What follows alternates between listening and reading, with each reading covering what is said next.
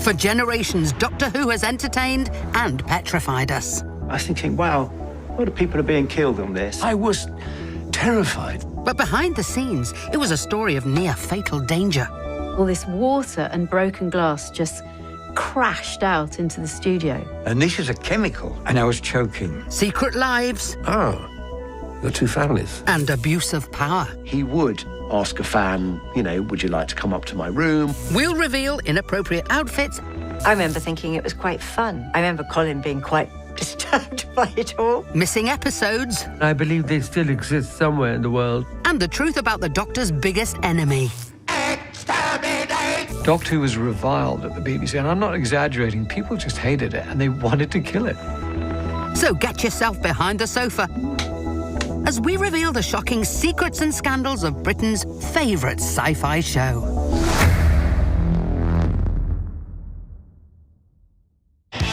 It's November 1976. Punk is breaking into mainstream culture. Britain's economy is in tatters. Tom Baker is playing the Doctor in popular children's programme Doctor Who. And at 6:05 on a Saturday afternoon, the nation's children are about to be traumatised by a Doctor Who episode that was so shocking the BBC itself was forced to censor it. In The Deadly Assassin, Tom Baker's Doctor is framed for murdering the president of the Time Lords. I'm in trouble now. There is this sequence as a cliffhanger to one of the episodes where he is fighting and he is held underwater.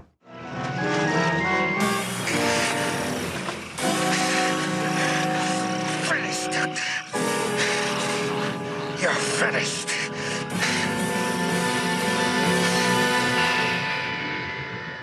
The Doctor was being drowned underneath water, and then they just cut to the credits, and as a child that stayed with you and you couldn't sort of get that out of your head, and you were left with that for a whole week until the next episode came along. It was very scary. And they hold on the shot of him being held underwater for quite a long time.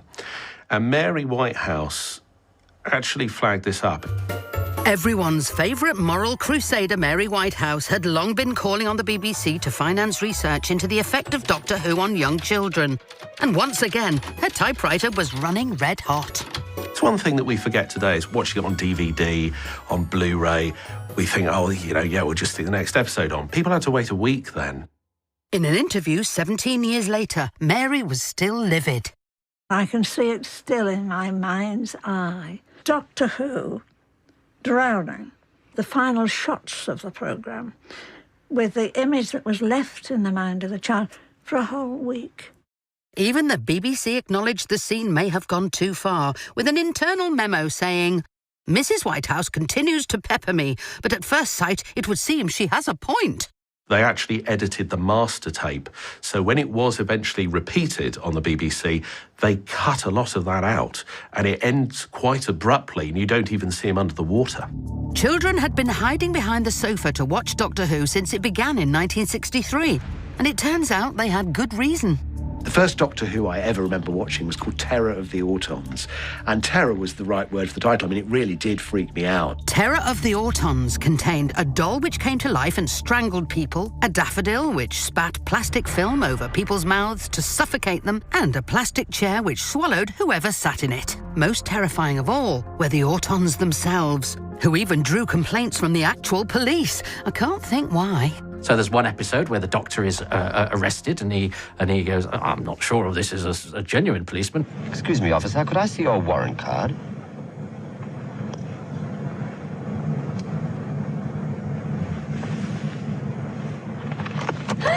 The Doctor knocks his face off, and it's the blank Auton underneath. And of course the police are going, oh, come on, we're trying to get kids to trust the police, and you've just made police scary aliens. Unbelievably, Scotland Yard themselves contacted the BBC about the show, as producer Barry Letts recalled in a DVD commentary over these tense and controversial scenes.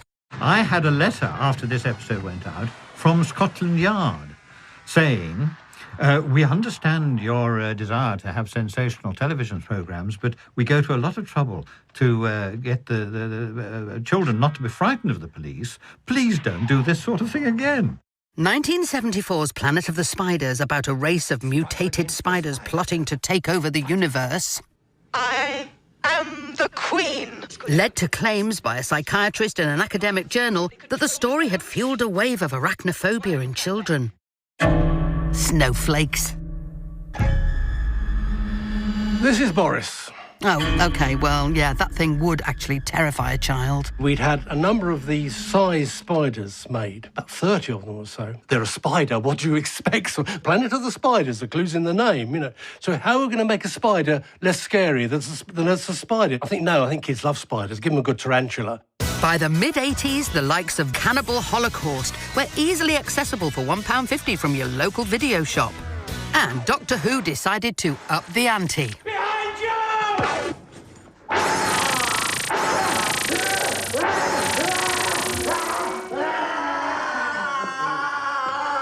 Resurrection of the Daleks was one of the most violent stories that I did. I do remember that some of the episodes where the Daleks were part of the storyline getting more and more violent. And some of them were, I was thinking, wow, a lot of people are being killed on this. In fact, Resurrection of the Daleks in 1984 had a higher body count than The Terminator. Just a reminder, this is a children's programme we're talking about.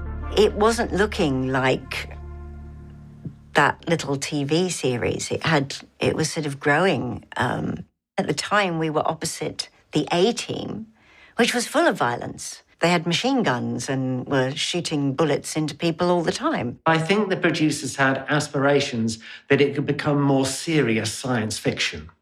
And I think that's why the level of violence crept up. The 1985 series finale, Revelation of the Daleks, even tackled the gritty topic of euthanasia through the medium of the deformed, disembodied head of a still sentient man who's about to be transformed into a Dalek. All at 5:20 in the afternoon. Kill me, child! I can't!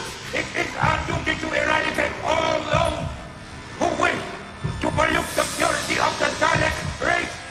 If you ever love me, Natasha, kill me! Kill me! I think you could say Stengos's head in Revelation of the Daleks is probably one of the goriest things on screen in Doctor Who. And he's talking to his daughter, and he starts becoming all Dalek-y because the Dalek is taking over. And so he says, please kill me. This is, euthanasia as a plot line in an episode of Doctor Who. That's a very brave decision to make. On the other hand, it was immediately followed by Jim'll Fix It and Les Dennis's Laughter Show, so you could argue it set the tone pretty well. Coming up, we reveal how Doctor Who wasn't just scary, it was genuinely dangerous. Could you slap her? She's gone blue. And the visual effects and stunts which were literally death-defying. He realised that I was in trouble, and he went straight over the head and he pulled the whole thing off, ripped it up, and that practically saved my life.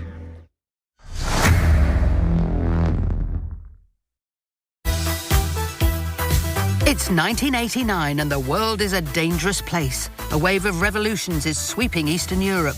Diplomatic relations break down between Britain and Iran. And at Television Centre, the cast and crew of Doctor Who are filming the dramatic cliffhanger to episode 2 of Battlefield. I'm coming!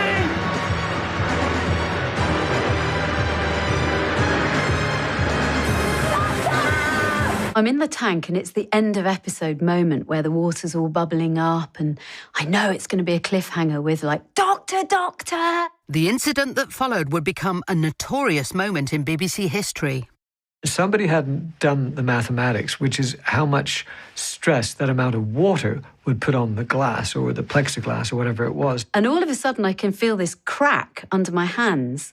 This dramatic footage from the studio shows the terrifying accident unseen by viewers as it happened.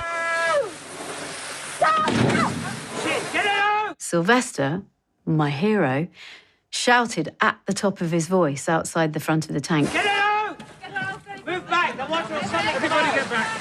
Move back! The visual effects guys reached down, pulled me out, and I could see this surreal moment, which time kind of stretched, like they say it does, where the front of the tank bulged and all this water and broken glass just crashed out into the studio. The whole of the studio floor was covered in gallons of water. And I can remember being on my boom with rubber wheels. All of a sudden, there being loads of people clinging onto my boom platform because of the installation of the rubber. Sylvester's next heroic thing was to realise that electricity and water don't mix that well.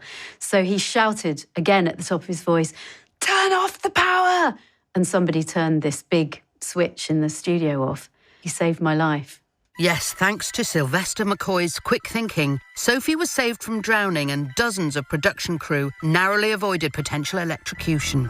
But we can reveal that was far from the only dangerous situation the show's stars found themselves in. My character starts being on holiday in Lanzarote, so she's in shorts, bikini, all of that. We then went to film the next story in Poole, in Dorset, and that was November. And I'm wearing the same clothes. Doctor, look! What? Glass. Well, almost anyway. It's fused silica. I remember the cameraman saying to the production assistant, "Could you slap her? She's gone blue." And so they would slap me to get a bit of colour back in my face to film each sequence. I think we had 5 days of filming. I think we were there from Monday to Friday. I got sent home early. By the time we got to Friday, I had no voice. My lungs were just wheezing. Once safely back home, Nicola paid a visit to her GP, who prescribed 2 weeks' rest and antibiotics for pneumonia. Like a pro, she was back in the studio the following Monday, but something wasn't quite right. When I took a bath, lumps of my flesh fell off my feet, at which point I went back to my doctor and I went, "What's happening to my feet?" And he went, "You've got frostbite."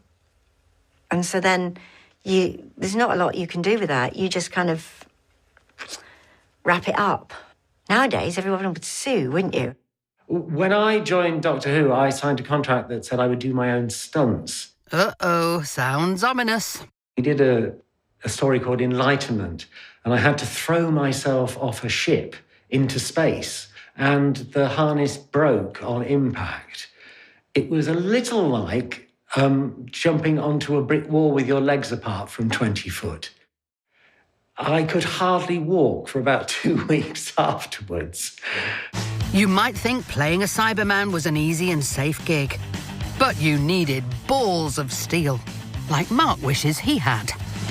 The helmet would be put down on your head. It would be pressed up against your nose, and then there's a plate at the back to secure it. And this plate was screwed on. And as the screws went in, I was terrified. For some, it was all just too much. I do remember one person who really, I suppose, had a panic attack. I don't know if we called it that then. It was frightening to watch him. And he fell on the floor and he was scrabbling about, trying to get his helmet off. Of course, it couldn't be got off unless he was restrained. And the screwdriver was brought out. And eventually the helmet was taken off. Of course, he didn't come back the next day. One regular Cyberman was stuntman Stuart Fell. You probably recognise him. That's him as Alpha Centauri in The Curse of Peladon. Here he is as the terrifying Wirrin Grubb in The Ark in Space. That reminds me, I do need to buy some bubble wrap. And here he is as a truly grisly-looking Morbius from the brain of Morbius. Stuart played a wide selection of monsters in Doctor Who over the years, but it was playing a Cyberman in this exciting fight from the Five Doctors where Stuart's career nearly came to a very dramatic end. I'm the one that does all the dying for the Cybermen. I'd already had my arm blown off. They reset the shot and put a simulated smoke with a chemical on it for continuity. And it was very, very windy, and it was blowing this chemical smoke up my arm and into the Cyberman's mask. And this is a chemical, you know. It's not just smoke. And I was choking. We were actually shooting it, and they thought that I was acting a dying Cyberman. I wasn't. I was trying to tell them that the smoke was getting up my arm, and I was choking. The visual effects man, he realised that I was in trouble, and he went straight over to the head, and he pulled the whole thing off, ripped it up, didn't undo the bolts, and that practically saved my life. Talk about method acting. But at least the actors inside these claustrophobic and often dangerous costumes were all trained professionals. Weren't they? In the Dominators episodes of Doctor Who, the little foot soldiers, the Quarks, they were operated by children. What? Being inside there must have been extremely difficult because you had no arms and these terrible clunky feet. The main difficulty was that if they fell over, they couldn't get up again because they had no arms. So they did fall over quite often because they couldn't see where they were going. Because the box came out to here and their head was in a football anyway, so they couldn't look down and see any obstructions on the way. So good luck to those kids. I hope they survived. Thank goodness for child labour, eh? But despite the technological advances of the 21st century, playing a monster in Doctor Who is still a pretty unpleasant and uncomfortable experience. In the Asylum of the Daleks, which was Matt Smith's episode, I was in the Parliament of the Daleks. It was very claustrophobic in those things. You know, it'd been about 10 or 11 hours in there. My elbows were rubbing against the fiberglass. I got burnt.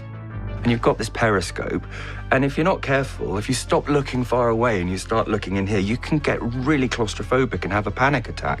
And I think I did. And Matt Smith actually saw me struggling and getting more hot and sweaty, and he got everyone over to come and help me and said, "Thanks, Matt Smith, saved the day." But it wasn't the uncomfortable costumes which caused the Daleks to be at the heart of one of Doctor Who's biggest scandals.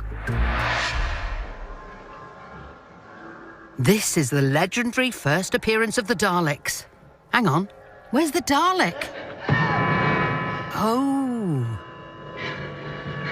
That solo sink plunger, which is all you see in this episode because the props were still being built and weren't ready yet, would change Doctor Who forever and make one man a millionaire. Terry Nation was a disgruntled comedy writer who needed some cash after falling out with his main client, Tony Hancock. He wasn't keen on writing for a children's show at all, but having knocked out the script for his first story in a week, his creation, the Daleks, were instantly massive. Literally children in every playground across the country are mimicking them, are talking about them. It was an overnight sensation. Although the Daleks are his sworn enemy, it's really the Daleks who saved Doctor Who. It was without the Daleks, we would not have Doctor Who now because they helped make the show the huge hit that it became. They come back for the Christmas of 1964, and it is a major event. I mean, it is so big that ITV, in response to it, put the Beatles on television at the same time, and Doctor Who gets bigger viewing figures than the Beatles do. For a very brief moment in late 1964, the Daleks are bigger than the Beatles. The pivotal story gripped audiences with its memorable and menacing imagery of the Daleks invading planet Earth. Supreme Command have given orders for London to be destroyed by fire bombs. Dalek mania was gripping the nation. The BBC was just inundated with manufacturers of everything from toy cigarettes to suits, so you could dress as a Dalek. I think at the peak there was something like 500 different product lines that were all bearing the name of the Daleks. And it was just an enormous merchandising opportunity. But what nobody at the BBC had paid much attention to was the greatest bit of agenting of all time by Nation's agent, Beryl Virtue. When the contract comes to Associated London Scripts, the agency that he works for, she sees a clause in it that is to do with the owning of the rights to the script and the spin-offs that might happen, and she simply crosses it out. She crosses out the clause entirely. And so when all the manufacturers and all these toy companies and everybody else comes beating a path to the BBC's door saying, can we have the rights to the Daleks for our products, the BBC realises it probably doesn't actually own the intellectual copyright. Wait, so the BBC accidentally signed away all future rights to the Daleks by not noticing Beryl Virtue had crossed out a bit of the contract? So it agrees with Terry Nation. They will split this 50-50. And it is what makes Terry Nation a millionaire. Every single product that is made, he gets half the royalties for it. But unbelievably, even though he made millions off them, Terry Nation didn't actually come up with the Daleks' iconic design himself. The person who was given the brief to do the Daleks was Ray Cusack. He took over from another designer that was assigned to do the story with the Daleks, whose name is Ridley Scott, because he was a BBC designer at the time. Whatever happened to him?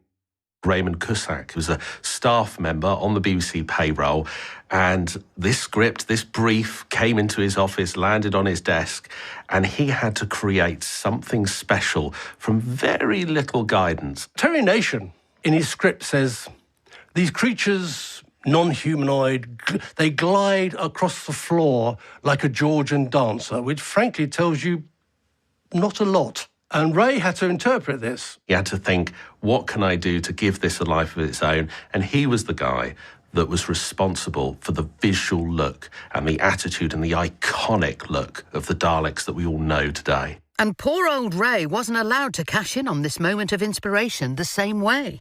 Terry Nation was effectively a freelancer, whereas Raymond, he was being paid a staff wage. So it wasn't up to Raymond to get royalties because he'd done his job, thank you very much. Let's move on. Can you do another monster for us, please, Ray? Whereas Terry Nation was laughing. Throughout Doctor Who's history, Terry Nation, and later his estate, kept a firm grip on how the Daleks were used, as Russell T Davies and team found out when they were preparing to revive the series in the early noughties. By the time Doctor Who is revived in 2005, Terry Nation is already dead. His estate is represented by Roger Hancock, who is the younger brother of Tony Hancock. And he was prepared to play hardball when it came to negotiating with the BBC for the rights to have the Daleks in the new series, because he was perfectly aware that Doctor Who without the Daleks is like Sherlock Holmes without Dr. Watson. You simply can't do it. And so the newspapers were dominated for months with stories of the Daleks won't be in there. What a terrible shock this is, and this won't be the real Doctor Who. It was deadlock, and an episode was even briefly titled Absence of the Daleks. Impossible.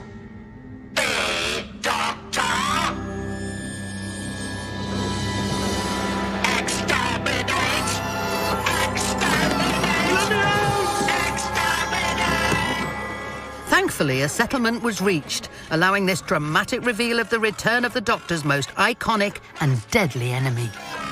I was so excited about Doctor Who coming back that when they said the Daleks aren't coming, I wasn't that bothered until I realised how much of an absence they would have been, because when they brought back one, very cleverly, they brought back one Dalek to go, you just need the one and it'll kill everybody.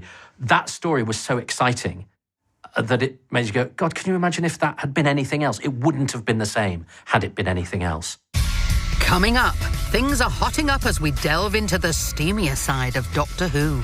He was half naked to the waist and I was covered in green paint. And find out how one actress was forced to go to extraordinary lengths to keep the producers happy. I was pretending to be not only American, but also single.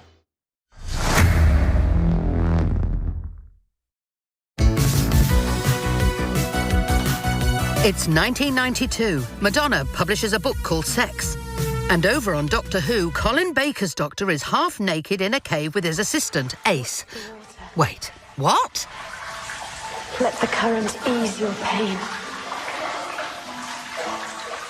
Let its purity wash away the shadows. OK, this isn't Doctor Who. When the show got cancelled in 1989, clearly the fans wanted it to continue. So they started to make it themselves, and you've got these wonderful fan-made spin-offs. It was Bill Baggs, and he had a company called BBV, and he was doing fan videos. And so he asked if we'd like to do things like that and audio CDs. And we went, yeah, what the heck? We're going to have a laugh. Have you never been in love? No, not really. No. Never really had time for it. I'm a wanderer. Explorer. A Time Lord? Nah, of course not. But these almost but not quite Doctor Who films featured original cast members, and free from the need to appeal to a family audience, they sometimes veered into raunchier territory. Douse the flames. Douse the flames. Very impressed. I think we were probably relatively irresponsible about what we were doing. Colin Baker and I were filming in a cave in Wookey Hole, and he was half naked to the waist and I was covered in green paint. So, yeah, we didn't really think about the audience. These fan-made videos were a thriving industry and pretty good value in terms of a quality cast. Here's eco-thriller The Air Zone Solution, starring not just one ex-doctor. There's Peter Davison. Who is it? Ooh, Sylvester McCoy as well. OK, Colin Baker, that's 3. Help doesn't always come from expected places. No way, they've even got Pertwee in it. With the other fella. And, of course, the dutiful Colin Baker gets his kit off again, this time with Nicola Bryant. I remember thinking it was quite fun. I remember Colin being quite disturbed by it all. And I remember being charged with the job of convincing Colin that this was all going to be all right. I don't know why I ended up with that job. I just did. In the original series, the steamiest moment was a quick glimpse of John Pertwee in the shower. Who knew the Doctor had a navy tattoo? There was supposedly this rule from one of the producers, John Nathan Turner, that there wasn't to be any hanky-panky in the TARDIS. And when you do look back at some of the stories now, things are so incredibly platonic. It's slightly unreal. And the cast felt this was for the best, as John Pertwee himself explained in this cheeky interview from 1995. The Doctor is not allowed to have any relationships, as you know. I mean, the Doctor is extremely elderly. He's, whatever is he, how many years is he? 240 or something, with 2 hearts? And both of them would probably bang out. But all that was to change when the show returned for one night only in 1996. Having lost his memory, and up for it, Paul McGann celebrates its return by doing this. I know who I am!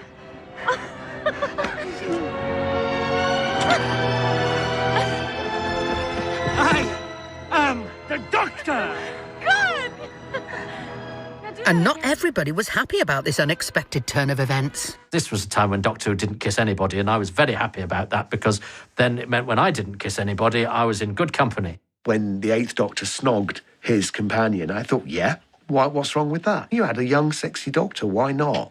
You wouldn't have been wanted to kiss by John Pertwee, would you? I'm very pleased for all the people who love Doctor Who kissing, but I'm fine. You can have it, fine, if that's how you want to live. And when the series was revived in 2005, the strict no-sex rule was quickly and enthusiastically scrapped. Well, of course, in modern Doctor Who, the Doctor kisses everyone. I'm surprised he hasn't kissed a Cyberman, frankly. Yes, the Doctor gets a lot more action these days. And to prove it, here's Christopher Eccleston kissing Billie Piper, David Tennant kissing Billie Piper, David Tennant kissing Kylie, Matt Smith kissing Alex Kingston, and let's not forget the racy official spin-off Torchwood. But even if the Doctor had to wait 33 years for his first on-screen snog, off-screen, it was a very different story. Lalla Ward joined the show as the Doctor's assistant Romana in 1979. She soon entered a relationship with her co-star Tom Baker, and they were married the following year. Their marriage lasted a brief 16 months, and hints of their tumultuous relationship can be seen on screen.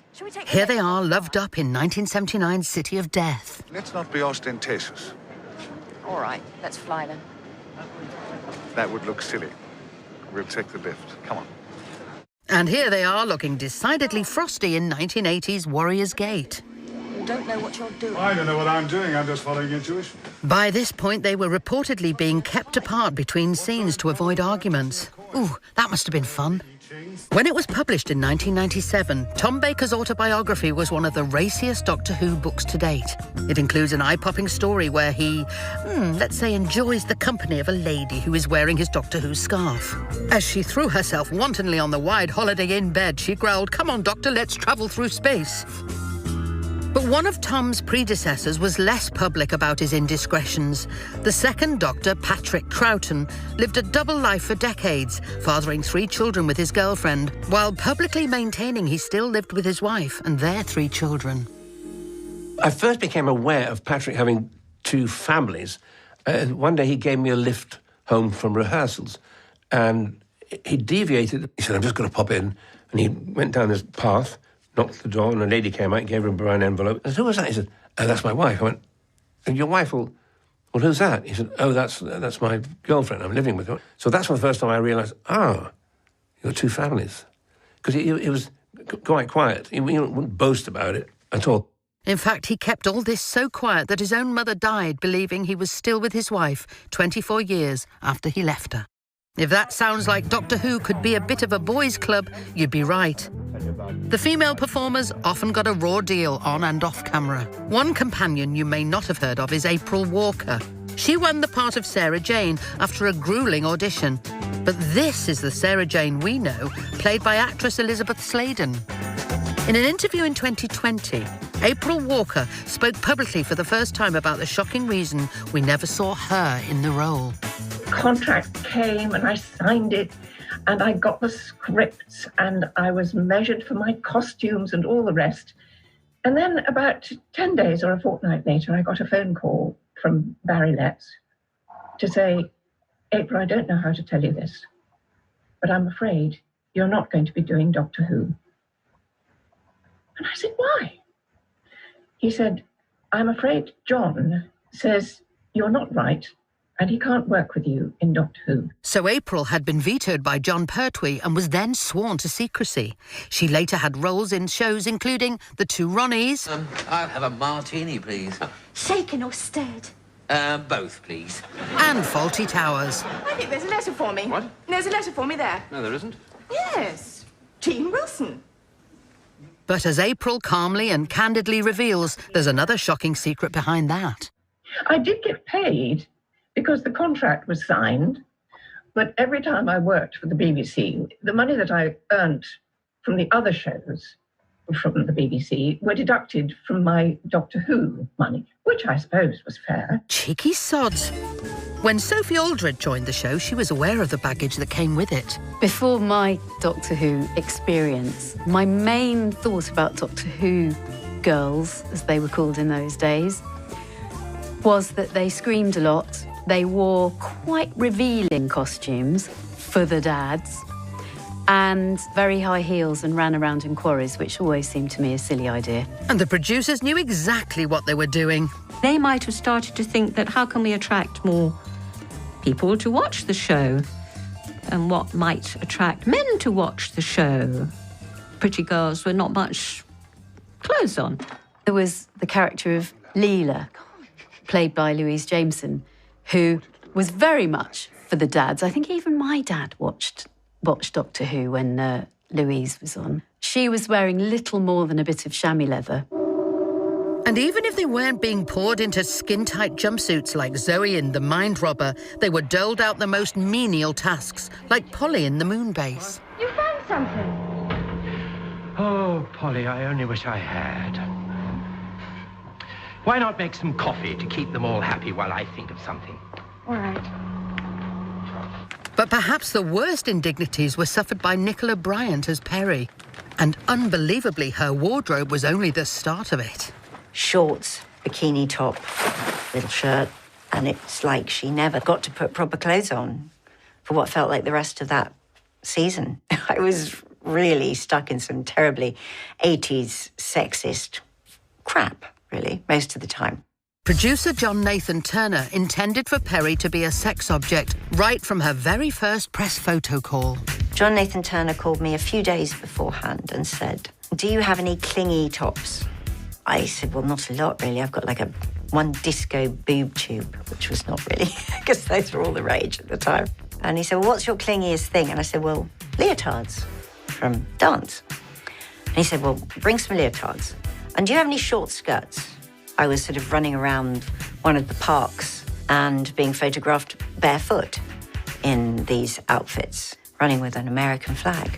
The American flag was there because, to boost the show's profile in the US, Perry was the first American companion. But having successfully fooled the producers with her American accent at the audition, the very British Nicola had no idea that she would be forced to spend years living a lie. I had to spend the whole of my 3 years in Doctor Who with an American accent. That's canteen and conventions. I just thought, this is what I have to do. I was worried that, like, aunts and uncles might ring up, like, BBC Breakfast and time and say, she's not American. that's my niece. Here's Nicola cheerfully skirting the issue on Breakfast Time with Nick Ross. Never done anything, not since I've left drama school. It's astonishing. I'm intrigued at your accent, incidentally, which has a twang of American in it. Are you American? Well, I have dual nationality. I've been sort of a long-distance commuter for a long time. To say it was tricky having to be American all the time is an understatement. But you handle stress a bit better, I think, when you're younger. And to keep the boys interested, there was yet another fiction that she had to sustain. I was pretending to be not only American, but also single. It was the producer, John Nathan Turner, who said, "Oh, I don't want you to be married." And, you know, these things that, as an adult now, I would go, "What?" I just was very, okay, this is what you have to do if you want to be an actor.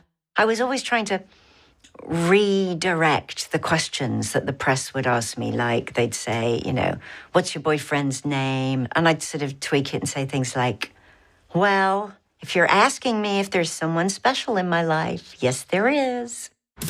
But another Doctor Who actress tackled the lad mag market on her own terms. Katie Manning played feisty companion Jo Grant from 1971 to 73. Thankfully, a series of more proactive and appropriately dressed companions even culminated in the show's first female Doctor in 2017, just 54 years after the show began. Though not without controversy. It has alienated a large section of fans having a female, which is a bit sad. And it's really in the sort of age group, the sort of the 50, 60-year-old men who are particularly worried by it for some reason. I think they just see this as definitely should be a man's job. I was thrilled when Jodie was cast. It was about time. Coming up, extreme fans. And a gentleman passed out at the bottom of the escalator from the sheer, I don't know what you call it, excitement of seeing me. And the dark side of the show's most notorious producer. He shouldn't have been having any kind of relationship with fans because that's not appropriate for the producer of a BBC programme.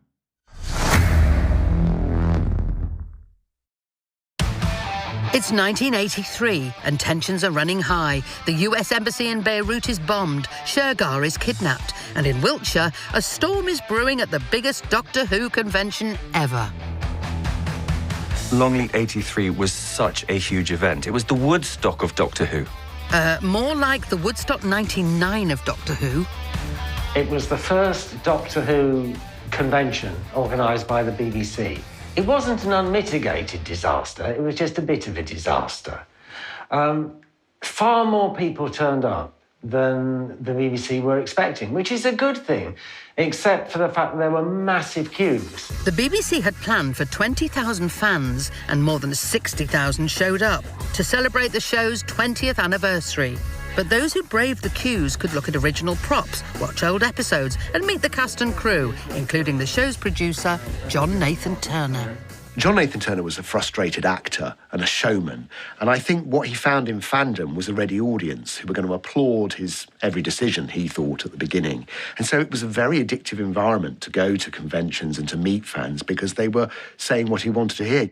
Unlike his predecessors, Nathan Turner was proactive about engaging with the fans, but at Longleat he was in for a shock. In 1983, at the big celebration of the show's 20th anniversary, John met a group of British fans at this huge convention. Good morning. You can do better than that. Good morning.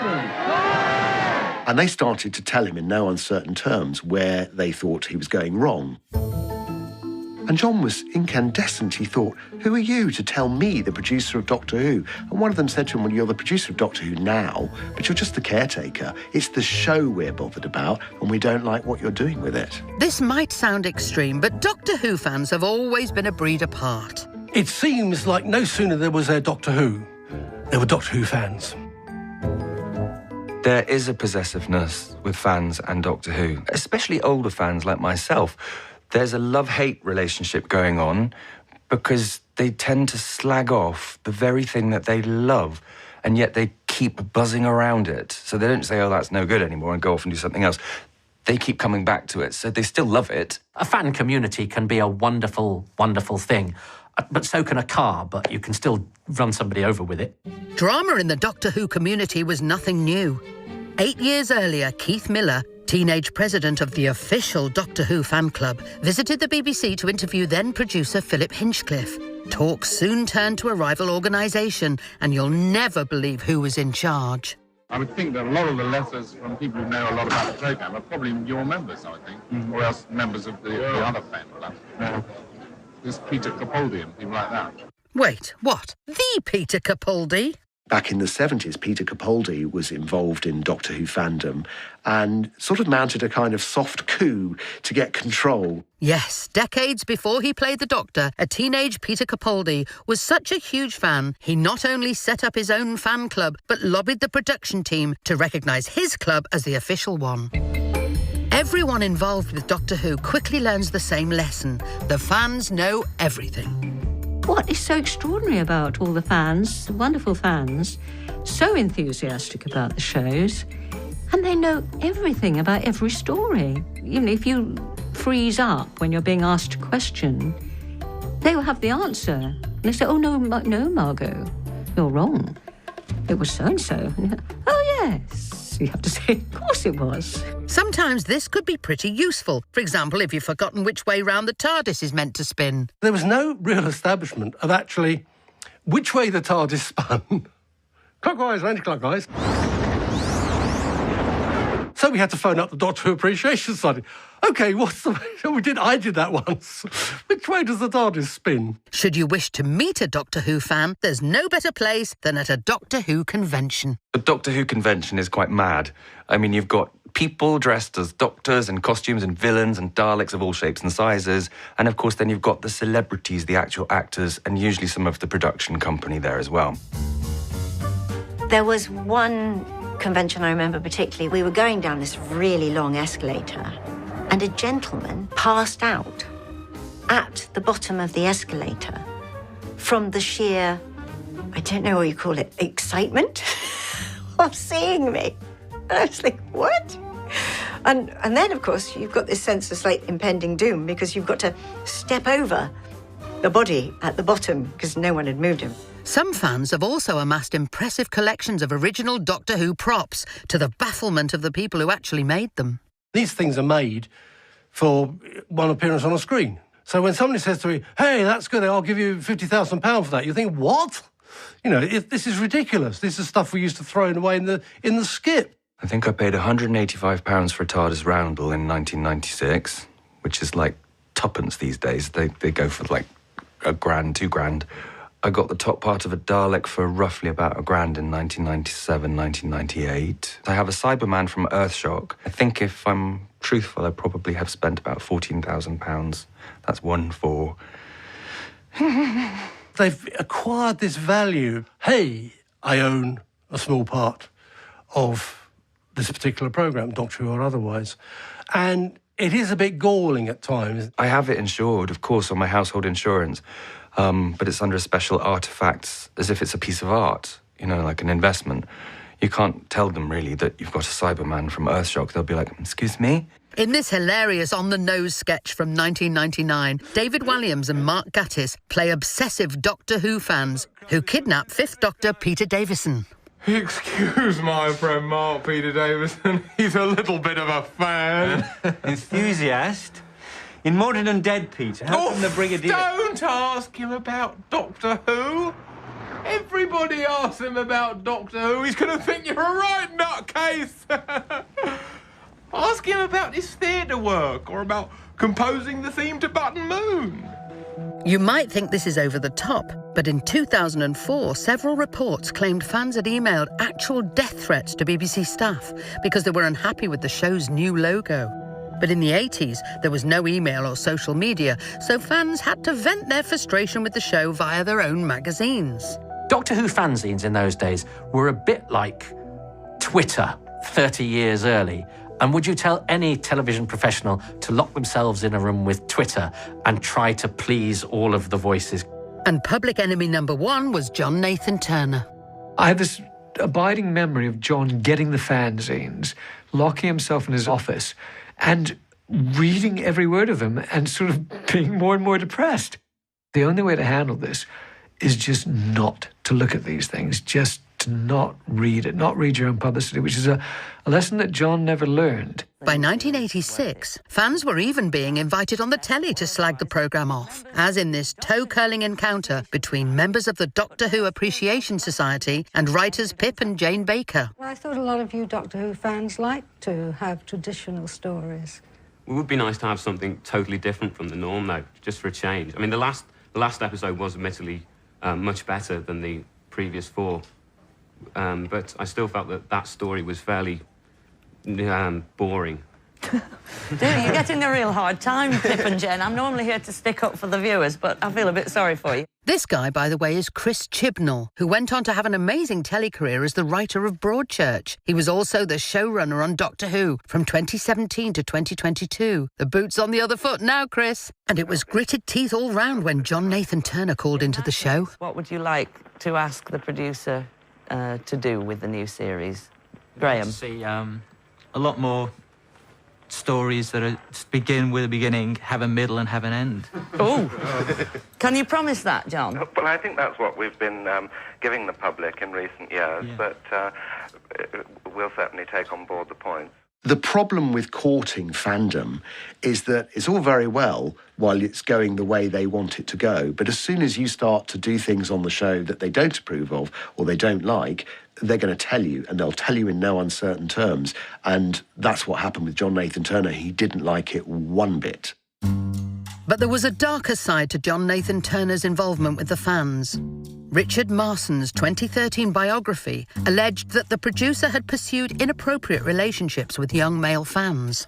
John was a party animal, and I think particularly when he'd had a few drinks and when he was sort of in a social environment, he just didn't see the distinctions that should be there. So he would ask a fan, you know, would you like to come up to my room?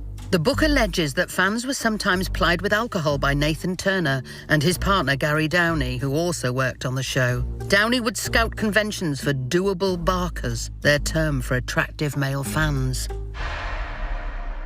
I've reflected about that so much because I think it's easy to say, you know, in the BBC bar with a few drinks and all the rest of it, was it just, you know, a bit of banter, a bit of this? But a lot of these people are quite vulnerable. You know, you're talking about teenagers, and it was absolutely not okay for him as a BBC producer to be, you know, trying it on with them. A long-term smoker and heavy drinker, John Nathan Turner died aged 54 in 2002. I didn't find any evidence that John Nathan Turner had sexual relations with anyone who was younger than now the legal age of consent, but he shouldn't have been having any kind of relationship with fans because that's not appropriate for the producer of a BBC programme.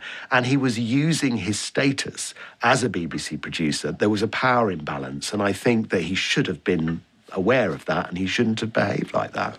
Coming up, chaos on the set of Doctor Who's first ever episode.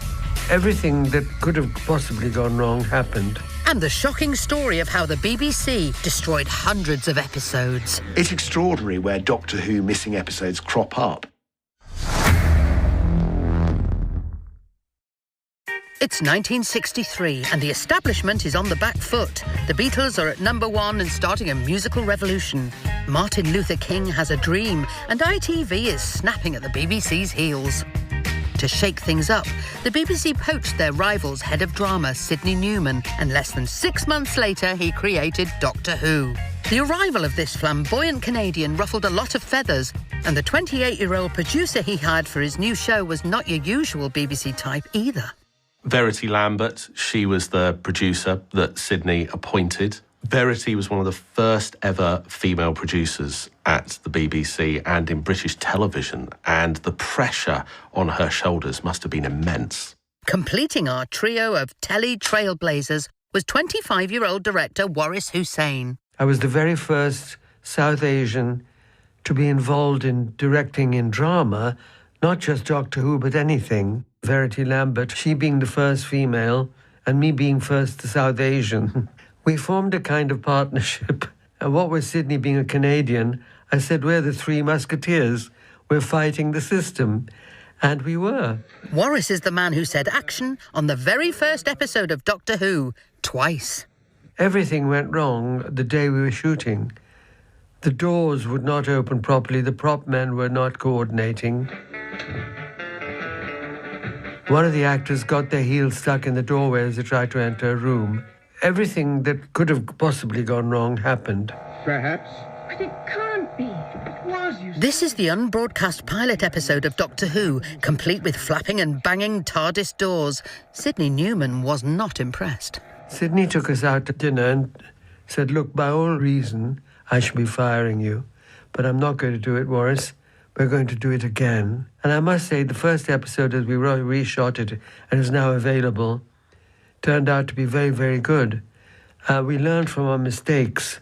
Second time lucky. And a few weeks later, Waris was back to direct his second story, where the Doctor joins Marco Polo on his epic journey across China. Look at the lavish sets and costumes. I bet you want to see it, right? Well, tough. You can't. One of the real scandals of Doctor Who is that so much of it's missing. In the 1960s and 70s, there just wasn't the value attached to retaining TV shows. In those days, it was expensive to keep things, and unless there was going to be another use for it, the attitude was, well, let's get rid of it. It was BBC policy to wipe programmes after broadcast, to reuse the tapes. Heartbreakingly, very little of Waris Hussein's TV work still exists, Doctor Who or otherwise. It's absolutely tragic, because the subsequent dramas I directed, in those days there were serious plays called the Wednesday Play, they've all been wiped. Many of Fraser Hines' Doctor Who episodes, where he starred alongside Patrick Troughton, no longer exist either. BBC Two showed a story, one of Billy Hartnell's, one of mine, or Patrick, and I said, I hope they show some more, and somebody at BBC said, no, I think that's the only story you've got. They've been wiped. It's just been got rid of, which is a pity. Ian Levine is a superfan who also helped the production team out when they had questions about Doctor Who history. He visited the BBC archives in 1977 and was horrified by what he saw. We walked in there, and in the room full of film cans, there on the floor, there's a big pile of silver film cans taped up with white gaffer tape and a big red stamp on them saying withdrawn, deaccessioned and junked. The guy said that was his job tomorrow to put them into the skip. Thanks to some quick thinking from Ian, the very first Dalek story was rescued from the skip. But 152 episodes was still officially missing, and with home video on the way, a worldwide hunt was on to get them back. It's extraordinary where Doctor Who missing episodes crop up. Some are found in kind of deserted buildings the BBC may have used down the back of a filing cabinet.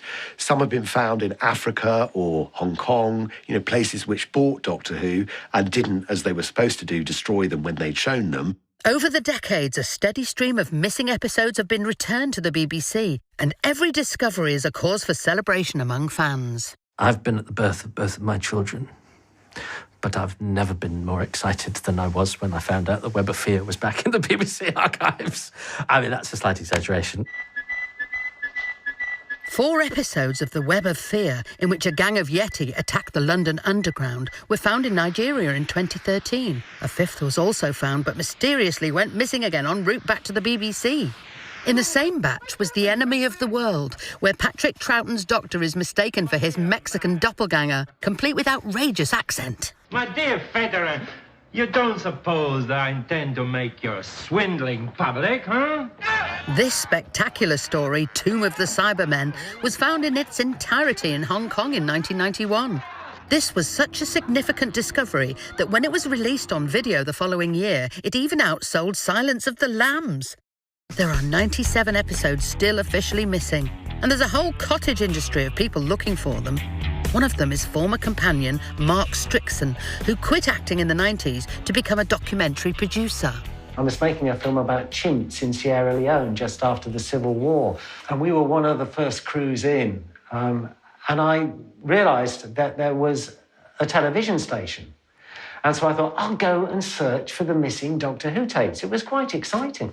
They definitely had some Doctor Who tapes, but they didn't have the missing tapes. But I wonder if they were there, somewhere in those thousands of tapes they had stored. Rumours persist that there are 2 episodes being held by private collectors who are refusing to return them to the BBC. But hope remains that there are more discoveries to be made. Those are completed shows that have disappeared, and I believe they still exist somewhere in the world. I still entertain the idea that there are missing episodes out there. I mean, I'd love it to find them all. Top of everybody's wish list is episode 4 of The 10th Planet, the Doctor's first battle with the Cybermen. But thanks to Blue Peter, who borrowed the episode to use a clip before it was wiped, we can still enjoy this, the show's most gobsmacking cliffhanger to date.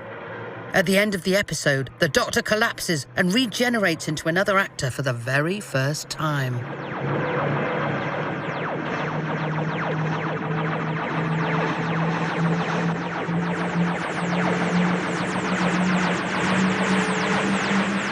I think the genius of the change of lead actors in Doctor Who is that rather than just do it like James Bond, where you just change the actor and, you know, the audience goes along with it, it became part of the narrative. You actually saw the transformation happen. And that was, A, very thrilling, but B, it also kind of gave the show an endless lease of new life. William Hartnell left the show due to failing health.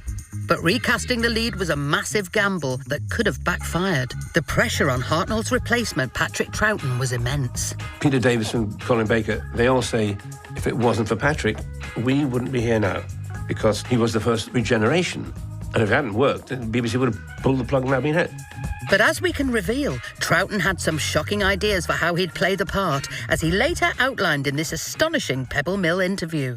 My original idea was to black up and wear a big turban and brass earrings and a big grey beard and do it like the Arabian Nights. Thankfully, the BBC ignored him, to the relief of Doctor Who cosplayers everywhere. And Patrick wasn't the only one with some dubious ideas about how to play the role. Brian Blessed has claimed in multiple interviews that he was also offered the role of the second Doctor. I said, well, his name is Who, which is not an English name at all, it's from the Far East, so I'd like to play him like Charlie Chan and make him Chinese. Well, the offer disappeared very quickly after that, as they obviously thought they were dealing with a total maniac. Having wisely avoided a blackface and yellowface second Doctor, the BBC were onto a winner. Thanks to regeneration, the show could last forever. At least that was the theory. Coming up, Doctor Who faces the decade from hell. First call I got was from the press. How did I feel about the death of Doctor Who? And we reveal the worst charity single of all time. Who have we got? We've got some of Bucks Fizz.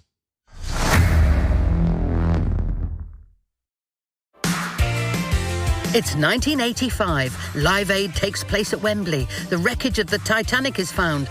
And Doctor Who star Nicola Bryant is about to receive a bombshell phone call from a journalist.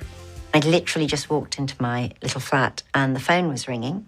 First call I got was from the press. How did I feel about the death of Doctor Who? I thought they meant something had happened to Colin. So I immediately hung up and was really distressed. And then the phone went again, and it was my agent. And I was just sobbing on the phone to him saying, Colin's dead, I don't know what happened, I mean, poor Marion. And I was just in a terrible way. And he said, no, Colin's fine, the show's dead. Doctor Who had been cancelled, and one man was responsible for the decision to pull the plug. Michael Grade. Michael Grade. Michael Grade. Michael Grade wasn't happy with the show. I don't think the viewing figures were as good as he probably wanted. And so, very sadly, it did get cancelled. Michael Grade was another BBC outsider, having spent 8 years at LWT and 2 in Hollywood. Rumours swirled as to why he cancelled the show, including that he wanted to free up money for the new soap EastEnders. But maybe it was all much simpler than that, as he explained with brutally flippant clarity in this Room 101 appearance. So why did you cancel the show? I thought it was rubbish.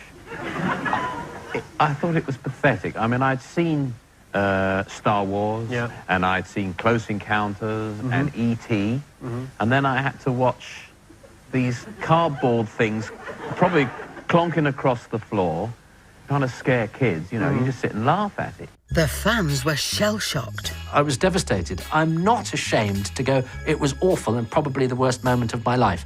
And if anybody watching that thinks I'm sad, that's fine. John Nathan Turner's relationship with the fan community had already soured. Now he was at war with his bosses as well, but he was determined not to let the show slip away quietly. John Nathan Turner, who had very good contacts in Fleet Street because of all his publicity talent, he just was picking up the phone and he was pulling the strings and keeping these stories going. Save Doctor Who. You know, he did whatever he could. John Nathan Turner stirred up a tabloid storm, and his primary accomplice was Ian Levine, who was pictured in the papers smashing his TV in disgust at the BBC's decision. Ian was also a legendary DJ and music producer and went on to work with Take That. His two worlds were about to collide in spectacular fashion. Doctor in Distress is the charity single that they made to try and save Doctor Who. I mean, it's an example of how Doctor Who fans react to things, to be fair, is somebody goes, you know that dreadful famine in Ethiopia? You know how all those people got together and did a record to raise money for that marvellous cause that touched us all? My favourite programme's been cancelled. Should we do the same, because it's kind of the equivalent?